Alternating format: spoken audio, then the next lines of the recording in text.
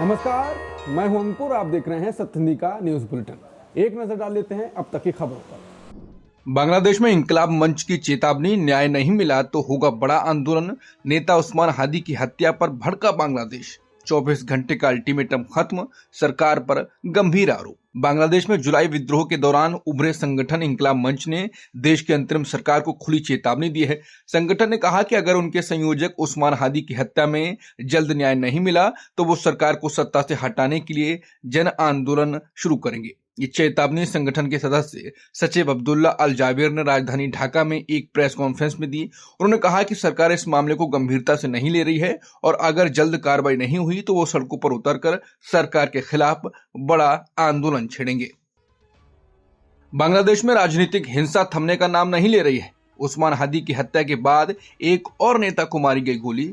अस्थिरता के बीच बड़ा हिंसा का डर। बांग्लादेश में जारी देशव्यापी अशांति के बीच सोमवार को आंदोलन से जुड़े एक और नेता को गोली मार दी गई। इस घटना ने देश में राजनीतिक हिंसा के और फैलने की आशंका बढ़ा दी है। ये घटना ऐसे समय पर हुई है जब जुलाई आंदोलन के नेता शरीफ उस्मान हादी की हत्या के बाद देश के गृह मामलों के सलाहकार के इस्तीफे की मांग तेज हो गई। कई जगहों पर विरोध प्रदर्शन जारी हैं और सरकार पर दबाव बढ़ता जा रहा है। राजनीतिक विश्लेषकों का कहना है कि अगर हालात पर जल्द काबू नहीं पाया गया तो बांग्लादेश में हिंसा का दायरा और बढ़ सकता है। कोलकाता में बांग्लादेश डिप्टी हाई कमीशन के बाहर हंगामा हुआ। हिंदुओं पर हमले के विरोध में सड़क पर उतरे नेता और साधु। पुलिस से झड़प, बांग्लादेश सरकार के सलाहकार का पुतला भी फूका। पश्चिम बंगाल में विपक्ष के नेता शुभेंदु अधिकारी और कांग्रेस नेताओं ने सोमवार को कोलकाता स्थित बांग्लादेश डिप्टी हाई कमीशन के बाहर प्रदर्शन किया। ये प्रदर्शन बांग्लादेश में हिंदुओं पर हो रहे हमलों के विरोध में किया गया। इस विरोध मार्च में बड़ी संख्या में हिंदू साधु संत भी शामिल हुए।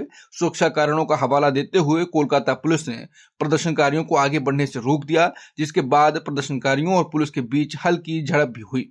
पुलिस द्वारा रोके जाने से नाराज प्रदर्शनकारियों ने सड़क पर ही बांग्लादेश के अंतरिम सरकार के मुख्य सलाहकार मोहम्मद यूनुस का पुतला फूंका। नई दिल्ली में बांग्लादेश हाई कमीशन ने वीजा सेवा रोकी। भारत बांग्लादेश के बीच बढ़ा तनाव, सुरक्षा का हवाला दिया। राजनीतिक हिंसा का असर कूटनीतिक रिश्तों पर पड़ा। नई दिल्ली स्थित बांग्लादेश हाई कमीशन ने फिलहाल वीजा जारी करना बंद कर दिया है। एक कूटनीतिक सूत्र के मुताबिक इसका कारण मौजूदा सुरक्षा हालात बताए जा रहे हैं। ये कदम ऐसे समय पर उठाया गया है जब भारत ने भी बांग्लादेश में अपने वीजा आवेदन केंद्र बंद कर दिए थे। ये केंद्र हाल ही में हिंसक भीड़ के निशाने पर आ गए थे। जर्मनी में बोले राहुल गांधी, संविधान पर हमला कर रही है बीजेपी। लोकतांत्रिक संस्थाओं पर कब्जे का आरोप लगाया। कहा बीजेपी को सत्ता से हटाने की लड़ाई तेज होगी। कांग्रेस नेता राहुल गांधी ने बीजेपी पर संविधान को खत्म करने की साजिश का गंभीर आरोप लगाया। उन्होंने कहा कि बीजेपी उस संविधान को समाप्त करना चाहती है जो सभी नागरिकों को समान अधिकार देता है। जर्मनी के बर्लिन स्थित हर्ट स्कूल में दिए एक भाषण में राहुल गांधी ने कहा कि बीजेपी ने देश की लोकतांत्रिक संस्थाओं पर पूरी तरह से कब्जा कर लिया है और इन संस्थाओं का इस्तेमाल अपनी राजनीतिक ताकत बढ़ाने के लिए कर रही है। राहुल गांधी ने आरोप लगाया कि भारत की लोकतांत्रिक प्रणाली पर हमला दरअसल वैश्विक लोकतंत्र पर हमला है। राहुल गांधी बोले तो विपक्ष को सिर्फ शिकायत नहीं करनी चाहिए। बोले लोकतंत्र पर हमले से निपटने की रणनीति बनेगी। बीजेपी नहीं संस्थाओं पर कब्जे से लड़ाई लड़ रहे हैं, राहुल गांधी ने कहा। राहुल गांधी ने कहा कि राजनीति सुनने की कला है और जब लोकतांत्रिक व्यवस्था पर हमला होता है तो विपक्ष को सिर्फ शिकायत नहीं करनी चाहिए बल्कि उसका जवाब देने की ठोस रणनीति बनानी चाहिए। Politics is the art of listening नाम के वीडियो में राहुल गांधी ने कहा कि अगर लोकतंत्र पर हमला हो रहा है तो विपक्ष की जिम्मेदारी है कि वो उसका मुकाबला करने के तरीके खोजे। उन्होंने कहा कि हम इससे निपटेंगे और विपक्ष का ऐसा प्रतिरोध तंत्र बनाएंगे जो सफल होगा। राहुल गांधी ने साफ किया कि उनकी लड़ाई बीजेपी से नहीं बल्कि बीजेपी द्वारा देश की संस्थाओं पर किए गए कब्जे से है। वीबीजी राम योजना को लेकर ममता बनर्जी का केंद्र पर तीखा तंज। मनरेगा से गांधी नाम हटाने पर भड़की ममता बनर्जी। कोलकाता में प्रशासनिक बैठक से केंद्र सरकार पर साधा निशाना। पश्चिम बंगाल के मुख्यमंत्री ममता बनर्जी ने मनरेगा से महात्मा गांधी का नाम हटाने को लेकर केंद्र को आड़े हाथों लिया है। सोमवार को कोलकाता में एक प्रशासनिक बैठक को संबोधित करते हुए ममता बनर्जी ने कहा कि मनरेगा से राष्ट्रपिता का नाम हटाकर वीबीजी राम योजना लाना देश को अंत की ओर ले जाना है। ममता बनर्जी ने व्यंग करते हुए कहा कि मैं राम नाम के खिलाफ नहीं हूं, ये एक महान गाथा है, लेकिन जैसे शमशान में शव यात्रा के दौरान राम नाम सत्य है कहा जाता है, वैसे ही गांधी जी का नाम हटाकर देश को अंत की ओर ले जाया जा रहा है। उन्होंने कहा कि गांधी जी का नाम हटाना सिर्फ एक नाम बदलना नहीं बल्कि देश की सोच और दिशा बदलने की कोशिश है। मनरेगा मुद्दे पर कांग्रेस पर भड़का सीपीआईएम। चाय पार्टी में प्रियंका गांधी की मौजूदगी पर जॉन ब्रिटास का सवाल। बोले विपक्ष पहले कई बार ऐसी बैठकों का बहिष्कार कर चुका है।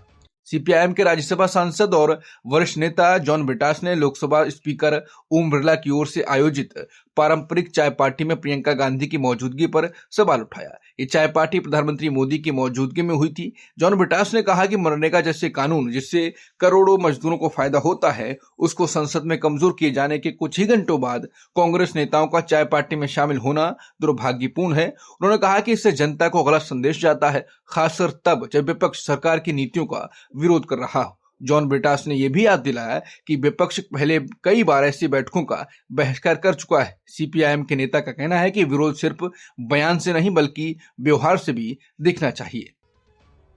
कमीशन वाले बयान से एनडीए की बड़ी मुश्किलें। मांझी बोले 10% नहीं तो 5% तो लो। बोले ये कोई रहस्य नहीं, सब ऐसा करते हैं। केंद्रीय मंत्री जीतन राम मांझी ने दावा किया है कि देश में सभी सांसद और विधायक अपने क्षेत्रीय विकास फंड से कमीशन लेते हैं। रविवार को पार्टी के एक कार्यक्रम में बोलते हुए हिंदुस्तानी अवाम मोर्चा सेकुलर के नेता मांझी ने कहा कि अगर कोई विधायक या सांसद 10% कमीशन नहीं ले पा रहा है तो कम से कम 5% तो ले ही।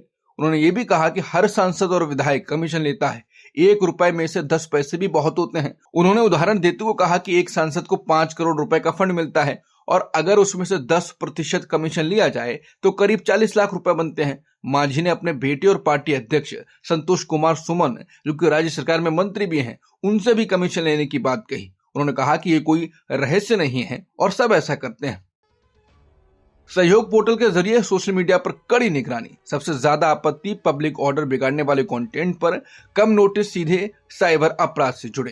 केंद्र सरकार द्वारा मार्च 2024 में शुरू किए गए सहयोग पोर्टल के जरिए सोशल मीडिया प्लेटफॉर्म एक्स को पिछले करीब 2 साल में 91 टेक डाउन नोटिस भेजे गए हैं। इन नोटिसों में 1100 से ज्यादा यूआरएल्स को चिन्हित किया गया है जिन्हें हटाने के लिए कहा गया है। रिकॉर्ड के मुताबिक इनमें से 566 लिंक ऐसे थे जिन पर आरोप था कि वो सार्वजनिक व्यवस्था को बिगाड़ने वाले हैं। इसके अलावा 124 यूआरएल्स राजनीतिक और सार्वजनिक हस्तियों को निशाना बनाने से जुड़े थे। गृह मंत्रालय की ओर से दिल्ली हाईकोर्ट में दाखिल दस्तावेजों के अनुसार मार्च 2024 से नवंबर 2025 तक ये नोटिस जारी किए गए। हिंदी सीखो या पार्क छोड़ो, बीजेपी पार्षद का यह बयान वायरल। दिल्ली में अफ्रीकी नागरिक को हिंदी न बोलने पर धमकी का आरोप। बोली अगर यहाँ का पैसा खा रहे हो तो यहाँ की भाषा भी बोलना सीखो। दिल्ली के पूर्वी इलाके से बीजेपी की पार्षद रेणु चौधरी का एक वीडियो सोशल मीडिया पर तेजी से वायरल हो रहा है। इस वीडियो में पार्षद पर एक अफ्रीकी नागरिक को हिंदी ना सीखने को लेकर धमकाने का आरोप है। वीडियो में रेणु चौधरी कहती दिख रही है कि हिंदी नहीं सीखी, क्यों नहीं सीखी? अगर 1 महीने में हिंदी नहीं सीखी तो पार्क तो छीन लो इनसे। इसके बाद वो ये भी कहती हैं कि अगर यहाँ का पैसा खा रहे हो तो यहाँ की भाषा भी बोलना सीखो। बताया जा रहा है कि अफ्रीकी नागरिक मयूर विहार फेज 1 के एक एमसीडी पार्क में बच्चों को फुटबॉल की कोचिंग देता है। वीडियो खुद पार्षद ने अपने इंस्टाग्राम अकाउंट पर डाला था जो बाद में वायरल हो गया। पार्षद रेणु चौधरी ने वायरल होने के बाद अपना बचाव किया। बोली स्थानीय भाषा समझने और बोलने की कोशिश करनी चाहिए। उन्होंने कहा कि जैसे हम विदेश जाते हैं तो वहां के नियम और भाषा का सम्मान करते हैं, वैसा ही यहाँ भी होना चाहिए। पार्षद रेणु चौधरी ने कहा कि वो पार्क में स्थानीय लोगों की शिकायतों को सुनने गई थी। उन्होंने अपने बयान का बचाव करते हुए कहा कि जो लोग सालों से भारत में रहकर काम कर रहे हैं उन्हें स्थानीय भाषा समझने और बोलने की कोशिश करनी चाहिए। उन्होंने ये भी कहा कि जैसे हम विदेश जाते हैं तो वहां के नियम और भाषा का सम्मान करते हैं, वैसे ही यहाँ भी होना चाहिए। अब ये वीडियो सोशल मीडिया पर भाषा, व्यवहार और संवैधानिक मूल्यों को लेकर बहस का विषय बन गया है। ICFRE तैयार करेगा अरावली की जिलावार रिपोर्ट। अरावली में खनन की चिंता, अब क्या बोले मंत्री? भूपेंद्र यादव बोले कोई नया लाइसेंस नहीं। केंद्र सरकार ने अरावली पहाड़ियों में खनन को लेकर उठ रहे सवालों पर सफाई दी। केंद्रीय पर्यावरण मंत्री भूपेंद्र यादव ने कहा कि अरावली क्षेत्र में किसी भी तरह का नया खनन लाइसेंस नहीं दिया जाएगा। उन्होंने बताया कि Indian council of forestry research and education यानी ICFRE आने वाले दिनों में जिलावार रिपोर्ट तैयार करेगी, जिसमें यह तय किया जाएगा कि कौन सी पहाड़ियां अरावली श्रृंखला के मानकों में आती हैं। हालांकि ये रिपोर्ट सिर्फ खनन से जुड़े नियमों के लिए होगी, न कि भूमि उपयोग में बदलाव के लिए। पर्यावरण कार्यकर्ताओं की चिंता और सोशल मीडिया पर उठे विरोध के बीच मंत्री ने साफ किया है कि अरावली को खोलने का कोई इरादा नहीं।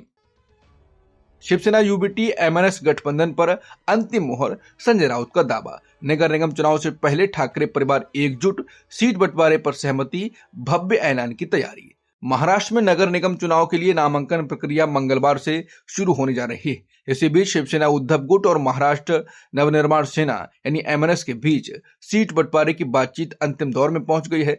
शिवसेना उद्धव गुट के सांसद संजय राउत ने कहा कि अगले 2 दिनों में ठाकरे भाइयों के राजनीतिक गठबंधन का औपचारिक ऐलान कर दिया जाएगा। संजय राउत ने बताया कि आज बातचीत का आखिरी दौर हुआ है और अब ये सिर्फ घोषणा बाकी है। राउत ने यह भी कहा कि उद्धव ठाकरे और राज ठाकरे निजी तौर पर पहले ही एकजुट हो चुके हैं, अब केवल राजनीतिक गठबंधन की औपचारिक घोषणा होना बाकी है। इस संभावित गठबंधन को नगर निगम चुनावों से पहले महाराष्ट्र की राजनीति में बड़ा घटनाक्रम माना जा रहा है।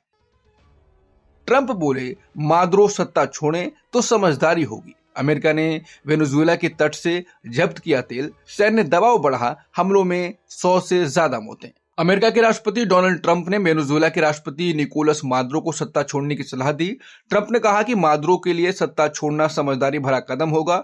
ट्रंप ने यह भी कहा कि अमेरिका ने हाल के हफ्तों में वेनेजुएला के तट के पास जब्त किए गए तेल को या तो अपने पास रख सकता है या बेच सकता है। राष्ट्रपति ट्रंप का कहना है कि मादुरो पर दबाव बनाने के लिए अमेरिका ने इलाके में अपनी सैन्य मौजूदगी बढ़ा दी है। इसके तहत प्रशांत महासागर और कैरिबियाई सागर में ड्रग तस्करी के आरोप में जहाजों पर 25 से ज्यादा सैन्य हमले किए गए हैं। इन हमलों में अब तक कम से कम 100 लोगों की मौत हो चुकी है। जब ट्रंप से पूछा गया कि क्या इन कार्रवाइयों का मकसद मादुरो को सत्ता से हटाना है, तो उन्होंने कहा कि शायद ऐसा ही हो। ये मादुरो पर निर्भर करता है। अगर वो सख्ती दिखाना चाहते हैं तो ये आखिरी बार होगा। अब तक की खबरों में इतना ही। बाकी खबरों के लिए बने रहिए सत्य हिंदी के साथ।